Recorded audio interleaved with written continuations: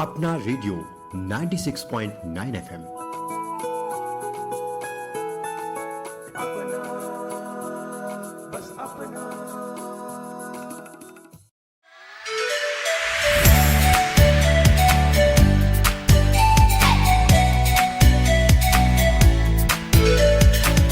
चलो चले उस राह पे जहाँ इतिहास सांस लेता है, जहाँ हर पत्थर कहता है भारत कभी थकता नहीं, रुकता नहीं।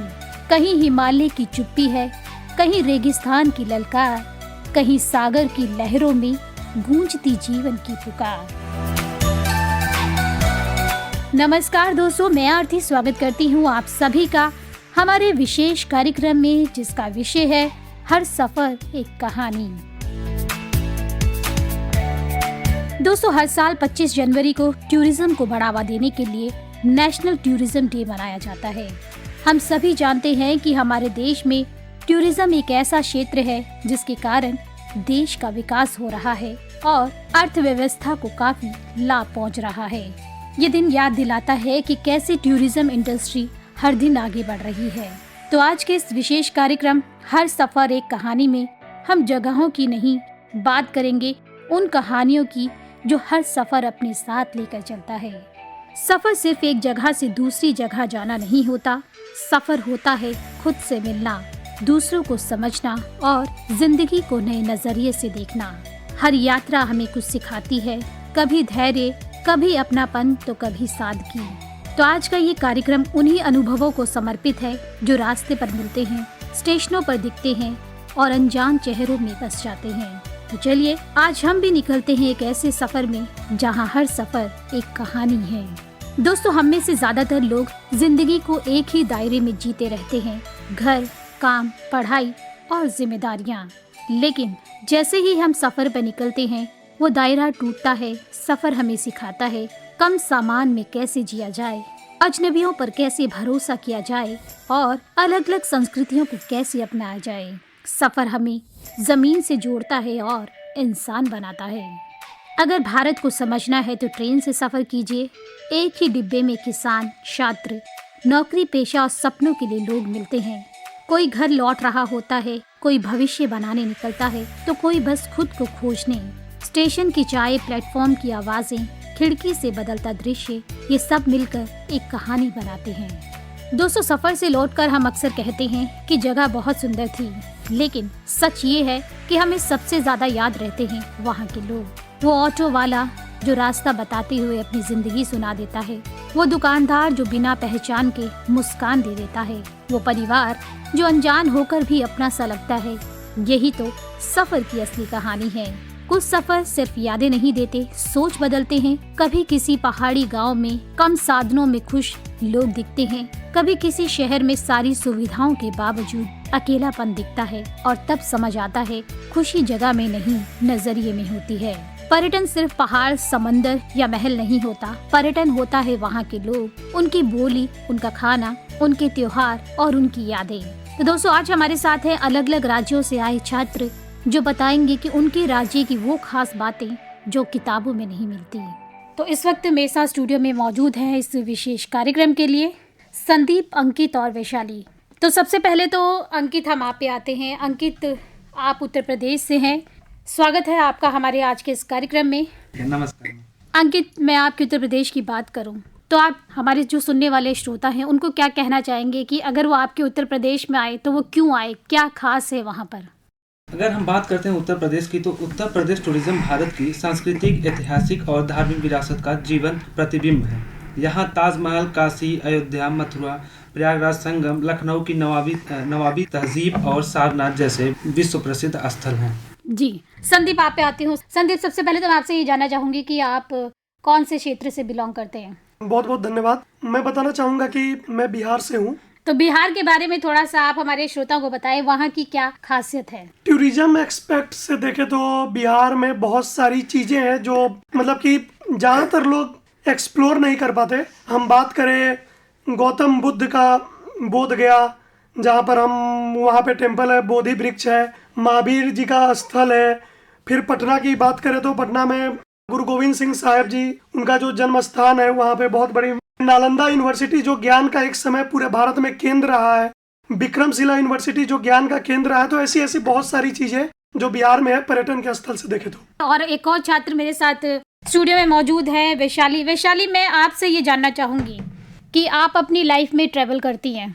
मैम, ट्रैवल करने का शौक तो बहुत है, लेकिन अभी तक तो ट्रैवल नहीं किया दादा। मतलब आप जिस क्षेत्र से बिलोंग करती हैं उसके अलावा आपने कोई और जगह एक्सप्लोर की है आज तक? जैसे आपके क्षेत्र की मैं बात करूं तो आप अपने क्षेत्र में कोई एक ऐसी जगह जहां पर घूमी हो और आपको वो जगह बहुत ही अच्छी लगी और उन पलों को याद करके आज भी आप जो है एक सुकून सा महसूस करती हैं? मैम, मैं लखनऊ से हूँ और लखनऊ की बात की जाए तो वहाँ हर एक चीज़ में सुकून है।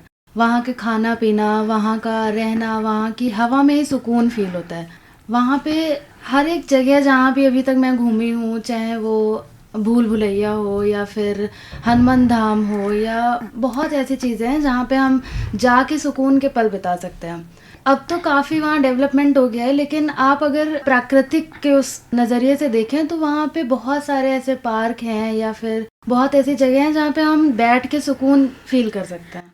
जी बिल्कुल, लखनऊ को तो नवाबों का शहर कहा जाता है। अब अंकित, मैं आप पे आती हूँ। अंकित, आपकी मैं बात करूँ, जैसे कि आप भी उत्तर प्रदेश से ही बिलोंग करते हैं, जो कि पूर्वांचल एरिया में आता है जौनपुर। तो आपकी मैं बात करूँ, आप जौनपुर में रहते हैं, तो जौनपुर में कोई एक ऐसा क्षेत्र जहाँ पर कि आपने एक्सप्लोर किया हो और वहाँ पर घूम कर जो है आपकी सोच का नज़रिया बदला हो?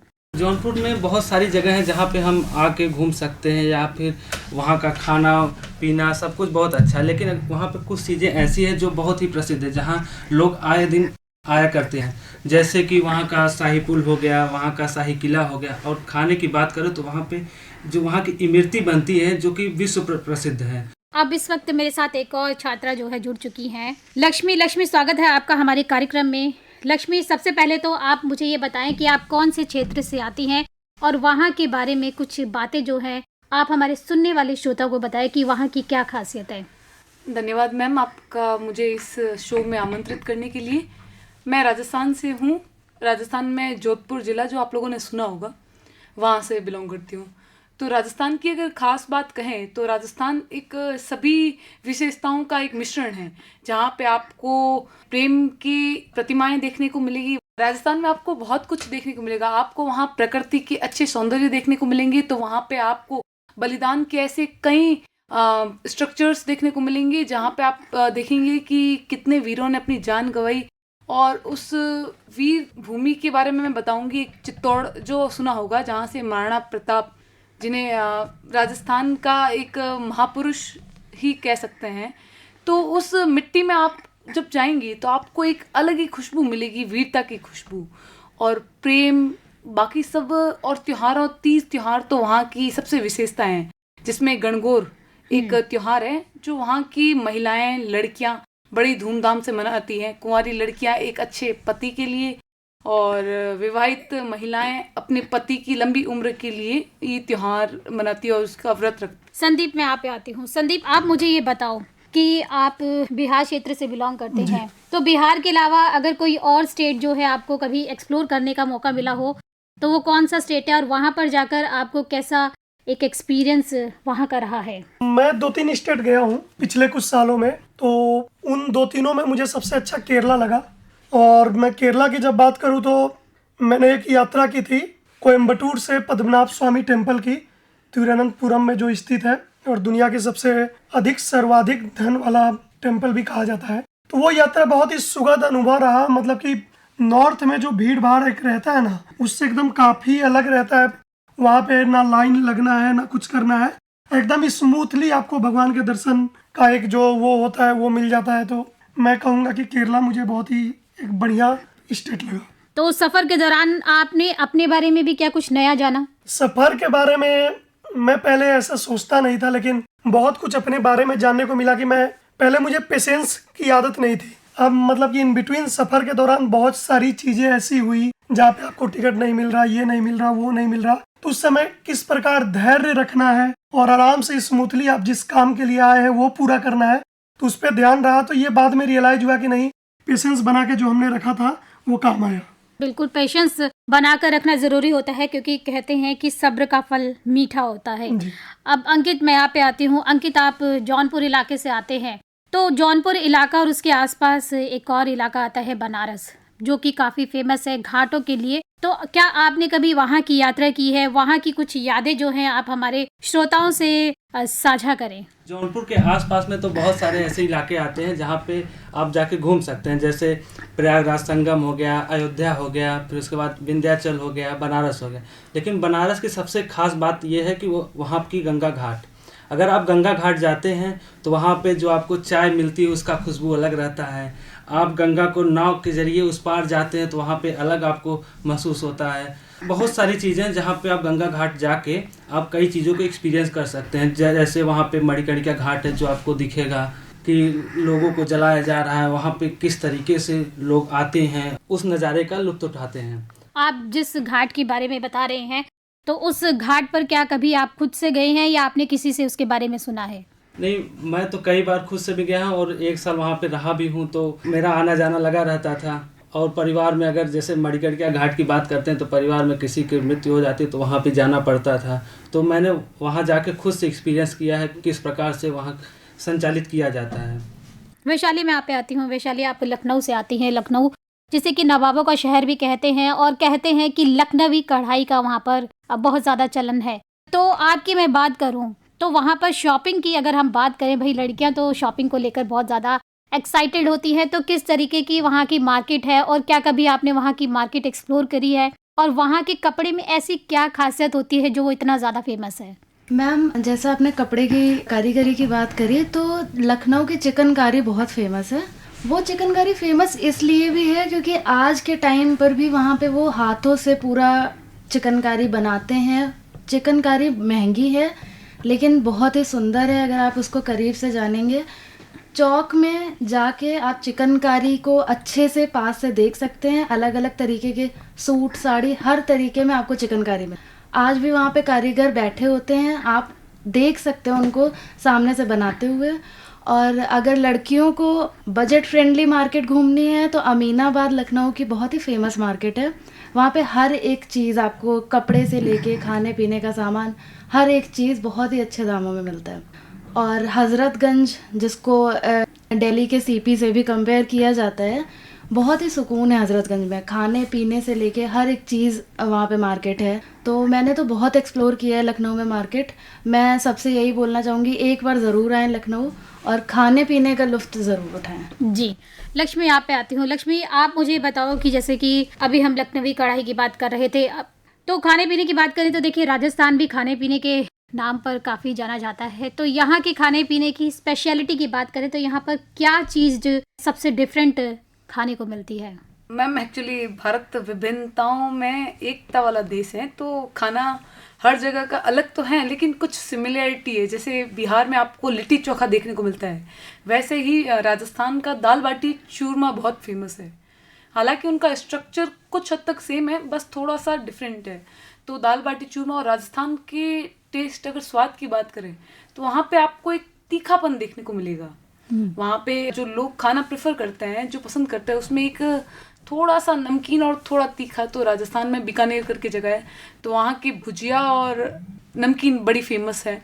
और सब्जियों में अगर बात करें तो हमारे यहाँ पे गट्टे की सब्जी, कैर सांगरी की सब्जी बहुत फेमस है। जी, संदीप, आपकी मैं बात करूं, जिस जगह से आप आते हैं, बिहार क्षेत्र से आप बिलोंग करते हैं, वहाँ की कोई ऐसी खास बात जो बाहर के लोग नहीं जानते, मतलब अदर स्टेट के लोगों को वहाँ के स्पेशलिटी के बारे में नहीं पता है? मैं जहाँ से पर्टिकुलरली मैं डिस्ट्रिक्ट से बिलोंग करता हूँ, वहाँ की खास बात है कि आम के उत्पादन में वो क्षेत्र लगभग मतलब कि भारत में नंबर 1 है। और बट वो रिकॉग्नाइज नहीं किया जाता। हमारी आम की वेराइटी जो होती है मालदा, उसे मतलब कि उतना पॉपुलरिटी नहीं मिली है, लेकिन फिर भी हम आम के क्षेत्र में, बिहार में भी हम नंबर 1 है उत्पादन में। और हमारे यहाँ का ही सिल्क साड़ियाँ बहुत फेमस हैं, ठेकुआ, खाजा, ये सब तो ऑब्वियस फेमस है ही। तो आपने मालदा आम की बात करी, तो आपके यहाँ पे क्या मालदा आम की वैरायटी की बात करें, वैरायटी के आम मिलते हैं? सिर्फ मालदा आम कहना उचित नहीं होगा, और बहुत सारी वैरायटी की आम मिलती है, जिसमें एक ये आम होता है जर्दालू आम, जिसे मतलब कि बहुत ही आमों का राजा भी कहा जाता है। और राष्ट्रपति को हर साल मतलब कि आम लगते ही सबसे पहले हमारे तरफ से राष्ट्रपति को जर्दालू आम भेंट किया जाता है राज्य सरकार की तरफ से। ये लोग नहीं जानते होंगे। बिल्कुल, ये नाम इसके बारे में तो मैंने भी नहीं सुना था। अंकित, आप पे आती हूँ। अंकित, आपने जौनपुर के अलावा कोई और क्षेत्र जो है एक्सप्लोर किया हो अपनी लाइफ में? मैम मैंने बहुत सारे जगह को एक्सप्लोर किया, जैसे इलाहाबाद हो गया, फिर उसका बनारस हो गया, अयोध्या हो गया, मिर्ज़ापुर हो गया। ऐसे बहुत सारे जगह हैं जो आसपास के मैंने एक्सप्लोर किए हुए हैं। लेकिन सबसे अच्छा तो मुझे, अगर मेरी बात करिए तो सबसे अच्छा मुझे इलाहाबाद लगा है। इलाहाबाद के गंगा किनारे जाके बैठना, वहाँ पे लोगों को देखना, साधु संत किस तरीके से वहाँ भजन करते हैं, और बाकी लोगों को वहाँ का जो वातावरण है, जैसे पेड़ पौधे काफ़ी हैं वहाँ पे, तो वहाँ का जो वातावरण है बहुत ही अच्छा लगा है मुझे। और बात करें तो वहाँ इलाहाबाद में कुछ जगह ऐसी है जहाँ पे मैं जाया करता था, जैसे एक लक्ष्मी चौराहा है जहाँ की चाय मुझे बहुत पसंद थी, फिर एक नेतराम चौराहा है जहाँ की कचौड़ियाँ पसंद थी मुझे। तो ऐसे करके इलाहाबाद मुझे बहुत अच्छा लगा। वैशाली, आपने कहा कि आप ज़्यादा नहीं घूमी हैं, आप जहाँ रहती हैं वहीं की जगह आपने एक्सप्लोर करी है, तो दिल्ली में भी आप रह रही हैं। तो दिल्ली की मैं बात करूँ, दिल्ली की आपको कौन सी जगह जो है अच्छी लगती है, और कोई एक ऐसी चीज़ खाने की बात करें जो आपको यहाँ की बहुत अच्छी लगी? मैम, क्योंकि मैं लखनऊ से हूँ तो मुझे दिल्ली का खाना अभी तक तो कुछ खास लगा नहीं, लेकिन अभी भी मैं एक्सप्लोर कर रही हूँ दिल्ली। मुझे चांदनी चौक बहुत ही पसंद आया, मैंने घूमा, उसमें हर तरीके की मार्केट मुझे देखने को मिली। सरोजनी भी बहुत ही फेमस है तो वहाँ पे भी मैं गई, और अभी भी दिल्ली काफ़ी एक्सप्लोर करने को बचा है। लेकिन खाने की बात कहें तो अभी तक तो मुझे उतना सुकून नहीं मिला यहाँ। तो खाने का आपको वो मज़ा नहीं आया जो आपको लखनऊ में आता था। लक्ष्मी, आप पे आती हूँ। लक्ष्मी, आप मुझे बताओ कि राजस्थान और दिल्ली के अलावा आपने कौन सा एरिया जो है अपनी लाइफ में एक्सप्लोर किया, और वहाँ का एक्सपीरियंस कैसा रहा है? कुछ एक ऐसी याद जो अभी तक आपको याद है वो आप हमारे श्रोताओं से साझा करें। वैसे मैम मुझे घूमने का काफ़ी शौक है। हाँ, हर साल हर वक्त मतलब घर वालों से जब भी बात होती है तो यहाँ चलो वहाँ चलो वो बात रहती है। तो घूमने में तो मैं काफ़ी जगहों पे गई हूँ। उड़ीसा, जगन्नाथपुरी, सोमनाथ, सूरत, इरोड़, यहाँ पे ऋषिकेश, हरिद्वार, अमृतसर, और राजस्थान में भी काफ़ी जगहें घूमी हैं, कोलकाता। बट अगर मैं सुकून और कोई जगह जो बहुत पसंद आई है तो वो मुझे ऋषिकेश आई है। लास्ट ईयर ही हम लोग 1 वीक के लिए गए थे, तो वहाँ पे जो सुकून, शांति, शाम को जब गंगा घाट में ऋषिकेश में वो परमार्थ निकेतन के सामने की जो आरती, जब वहाँ पे 1 घंटा शाम को बैठते थे ना, तो यूँ लगता था कि इस झंझट में फंस गए हैं। और जो सुकून की प्राप्ति वहाँ है ना, वो मुझे अभी तक तो कहीं पे भी नहीं मिली। हाँ, हर जगह जाने में मज़ा आता है। मैं एक्चुअली फ़ोटोजेनिक बहुत हूँ, तो जाते हैं, फ़ोटो खींचते हैं, हंस लिए, मजाक मस्ती सब कुछ होता है। लेकिन कहीं पे जाके घूमने गए हैं, लेकिन एक शांति से बैठ गए, किसी को सुनने का मन किया है, एक शांति मिली है, तो मुझे ऋषिकेश में उस परमार्थ निकेतन की आरती में मिली है, उस गंगा घाट के किनारे में बैठने में मिली है। संदीप, क्या आपके साथ भी ऐसा होता है कि आपको ऐसा लगता है कि मुझे अपनी लाइफ में थोड़ा सा चेंज चाहिए, सुकून के 2 पल चाहिए, तो मैं थोड़ा सा चेंज अपनी लाइफ में चाहता हूँ, तो आप प्लान कर लेते हैं और निकल जाते हैं कहीं भी घूमने के लिए? ऑब्वियस, लाइफ में सुकून सभी को चाहिए और मुझे तो और ज़्यादा चाहिए। और मुझे याद है कि मैं रामेश्वरम एक बार गया था, तो वो जो समुद्र किनारे, और फिर वहाँ से मैं धनुषकोडी की तरफ जब चला गया, वहाँ बैठकर मतलब कि पूरा मतलब कि व्यू एक दिख रहा था, मतलब किस प्रकार एक विजुअलाइजेशन हो रही थी और एक शांति थी। समुद्र की लहरें की आवाज़ें और अपना थिंकिंग प्रोसेस, यही दोनों आपस में टकरा रहे थे। बाकी एक बहुत ही सुखद अनुभव था वो, जो मैं एक्सप्लोर किया हूँ। जी बिल्कुल, माइंड को एक रिलैक्स मिलता है जब हम बाहर कहीं जाते हैं घूमने, थोड़ा सा माइंड डाइवर्ट भी होता है, और जब हम प्रकृति की तरफ जाते हैं तो उसका एक अलग ही नज़ारा होता है। अब अंकित, मैं आप पे आती हूँ। अंकित, जिस क्षेत्र से आप आते हैं वहाँ की कोई एक ऐसा त्यौहार या परंपरा जो आपके राज्य को अलग बनाती है? त्यौहार तो हर जगह बहुत सारे मनाए जाते हैं, लेकिन जो मेरे हिसाब से अगर जौनपुर की बात करें तो वहाँ पे जिस तरीके से दिवाली और होली मनाया जाता है वो मुझे नहीं लगता किसी भी क्षेत्र में मनाया जाता होगा। वहाँ के लोग दिवाली पे बहुत सारे पकवान बनाते हैं और बहुत सारे पटाखे छुड़ाते हैं। वहाँ मतलब थोड़ा सा इको फ्रेंडली नहीं होता है, लेकिन मज़ा बहुत आता है। तो यानी वहाँ पटाखे बहुत ज़्यादा चलते हैं। पकवानों की बात करी तो पकवानों में क्या स्पेशल बनता है? मैम, जैसे गुजिया हो गया, फिर उसके बाद पूरी सब्जी, उसके बाद कद्दू के सब्जी होते हैं जिसको पूरी सब्जी से लगा के पूरी से खाते हैं, तो इस टाइप के पकवान काफ़ी बनते हैं। लक्ष्मी, आप पे आते हैं। लक्ष्मी, जैसे हम कहीं भी घूमने जाते हैं, ऐसा होता है कि आपने भी देखा होगा कई बार कि आप किसी क्षेत्र पे गए हैं घूमने के लिए, तो वहाँ पर बहुत सी ऐसी चीज़ें होती हैं जो लोग गए होते हैं घूमने के लिए, उन चीज़ों के साथ एक तरह से हम कह सकते हैं कि छेड़छाड़ कर देते हैं, वो चीजें जो है खराब कर देते हैं, या पेड़ों पर जाकर कूड़ा कचरा जो है वहां पर जाके फैला देते हैं। तो क्या लगता है कि जब कोई पर्यटक किसी क्षेत्र में घूमने जा रहा है, दूसरे क्षेत्र को एक्सप्लोर करने जा रहा है, तो उसकी क्या जिम्मेदारी होनी चाहिए? जी मैम, ये चीज़ तो बहुत बार देखने को मिली है कि जब हम कहीं जाते हैं घूमने के लिए तो जितनी जगह वो सुंदर है उतनी वो दिख नहीं पा रही, क्योंकि इसमें गलती सबसे बड़ी तो हम पर्यटकों की है कि हमने अपना सिविक सेंस खो दिया है। जैसे मैं बात करूँ ऋषिकेश की, तो वो बहुत सुंदर जगह है, लेकिन एक पर्यटक जगह गंगा घाट के किनारे वहाँ पे हम लोग जब गए तो हमने देखा कि किसी ने बच्चों के डायपर फेंक के रखे हैं, किसी ने कुछ कूड़ा फैला के रखा। तो एक बार के लिए बहुत बुरा लगा। गंगा जिसे हम अपनी माता कहते हैं, गंगा मैया कह के संबोधित करते हैं, शाम को उनकी आरती करते हैं, और उसी घाट पे हम कुछ भी कचरा गिरा रहे हैं, तो वो बहुत अजीब लगा। और फिर उसके अलावा अगर मैं किसी दूसरे स्थान पे भी गई हूँ, जैसे हम लोग जगन्नाथपुरी गए थे, तो वहाँ पे एक्चुअली जो बीचेस हैं, बीच के साइड में काफ़ी कुछ बीच थे जो पर्टिकुलरली केयर टेकन थे, उनका ध्यान रखा जा रहा था। सोमनाथ का मंदिर आपने सुना होगा, गुजरात में काफ़ी सुंदर है। तो हम लोग जब सोमनाथ गए तो वहाँ पे देखा कि जो सोमनाथ के मंदिर से कुछ किलोमीटर की दूरी पे जो एक बीच बना हुआ था, वहाँ पे इतनी गंदगी थी कि आप वहाँ पे एक जो क्या कहते हैं अपने आपको चिल करने जाओ या फिर एकदम सुकून के लिए, वैसे एक बहुत बार होता है कि आपको वाइब आने लग जाती है उस जगह से, लेकिन वहाँ पे वैसी नहीं आ रही थी क्योंकि गंदगी थी। और गंदगी चाहे कहाँ पे भी हो, जगह पे हो या दिमाग में, वो सुकून नहीं लेने देती है। बिल्कुल, एक अच्छे और खूबसूरत से क्षेत्र को जो है गंदगी बहुत ही गंदा बना देती है, फिर वो जो चीज़ एक्चुअल में होती है वो चीज़ नहीं रहती है। संदीप, आप पे आऊँ तो संदीप, आपके यहाँ की किसी स्पेशल त्योहार की बात की जाए या परंपरा की बात की जाए, वो क्या होती है? तो सबसे फेमस त्योहार ऑब्वियस सभी को मालूम है, छठ पूजा जो हम मनाते हैं, जिसमें सिर्फ उगते सूर्य को नहीं, डूबते सूर्य को भी पूजा की जाती है, पूरी प्रकृति की भी पूजा की जाती है। और खाने पीने के बारे में बताऊँ तो लिट्टी चोखा ऑब्वियस बहुत इंटरनेशनल फेमस फूड है हमारा। खाजा हो गया, ठेकुआ हो गया, और भी फूड ऐसे ही कई सारी फूड है जो बिहार की फेमस है।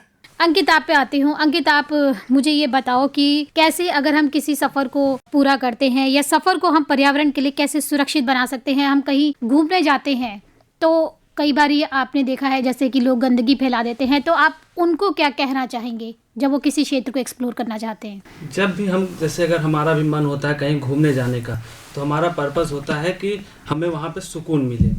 तो लेकिन बात ये होती है, अगर कोई हमारे यहाँ घूमने के लिए आता है तो उसको हम क्या देते हैं? यही कोई गुटखा खा के उसका पॉलिथीन फेंक देता है, कोई डायपर फेंक देता है, कोई थूक देता है, कोई कुछ भी करता रहता है, किसी को कोई फ़र्क नहीं पड़ता। तो हमारे यहाँ लोग आना नहीं चाहते। तो अगर हमको किसी को बुलाना है या किसी का स्वागत करना है तो सबसे पहले हमको साफ़ सफाई रखना होगा। हमें बहुत सारे पेड़ पौधे लगाने होंगे, हमें जल को स्वच्छ करना पड़ेगा, हमें ऐसी ऐसी चीज़ें करनी पड़ेंगी जो लोगों को सुकून दे, ना कि ऐसा कि उनको इरिटेट कर दे। तो इस तरीके से हम अपने पर्यावरण को और इकोसिस्टम को अच्छा बना सकते। वैशाली, आप पे आती हूँ। वैशाली, आपको क्या लगता है कि पर्यटन जो है किसी भी क्षेत्र के लिए रोजगार को बढ़ावा देता है? जी मैम, ये तो बहुत ही सही बात है कि पर्यटन रोजगार को बढ़ावा देता है। ज़्यादा से ज़्यादा लोग आएंगे तो हर एक इंसान को रोजगार मिलेगा। जैसे कि मैम प्रयागराज में अभी माघ मेला चल रहा है, तो उसका उदाहरण देख सकते हैं। कितने सारे लोग वहाँ पे स्नान के लिए इकट्ठा हुए हैं, तो वहाँ पे कैसे स्टॉल्स लगाए हैं लोगों ने, कितने सारे लोगों को रोजगार मिल रहा है। एक कम समय के लिए कितना ज़्यादा लोगों को उससे लाभ मिल रहा है। तो ये बहुत ही अच्छा उदाहरण है प्रयागराज का देखें तो। बिल्कुल, जो पर्यटन है रोजगार को बढ़ावा देता है। और देखिए, हर एक क्षेत्र की अपनी एक खासियत होती है, वहाँ की बोली होती है, वहाँ का रहन सहन होता है, खाना होता है। और दोस्तों, जब हम अपने सफ़र में कहीं निकलते हैं, बहुत सी यादें और बहुत से जो सपने होते हैं उसको संजोकर चलते हैं, और कुछ यादें जो हैं याद रह जाती है। और वही यादें और वही चर्चा जो है हम अपने साथियों से उसका जिक्र करते हैं, तो वो जिक्र करने का भी अपना एक अलग ही मज़ा होता है। तो आप अपनी लाइफ में जो भी है, अपने स्ट्रेस को थोड़ा कम करने के लिए और अपने आप को जानने के लिए और इस प्रकृति के साथ जुड़ने के लिए ट्रैवलिंग ज़रूर करें, पर साथ ही साथ ये ध्यान दें कि आप जिस क्षेत्र में घूमने जा रहे हैं वहाँ की साफ़ सफाई का भी खास करके ध्यान रखें। तो आप सभी मेरे साथ इस कार्यक्रम में जुड़े, इसके लिए आपका बहुत बहुत धन्यवाद।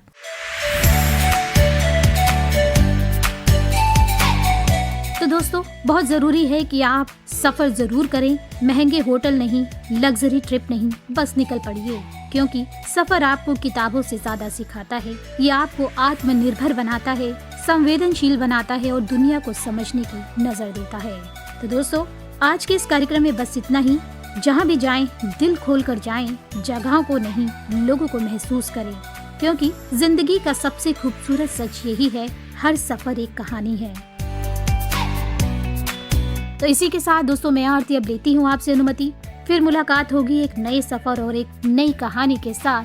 सभी को मेरा नमस्कार और आप सुनते रहिए अपना रेडियो 96.9 FM।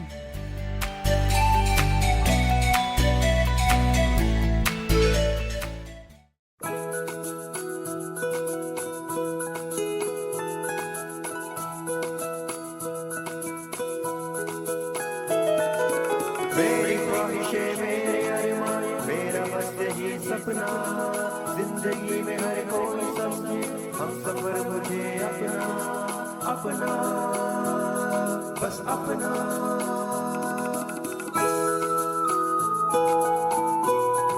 अपना रेडियो 96.9 FM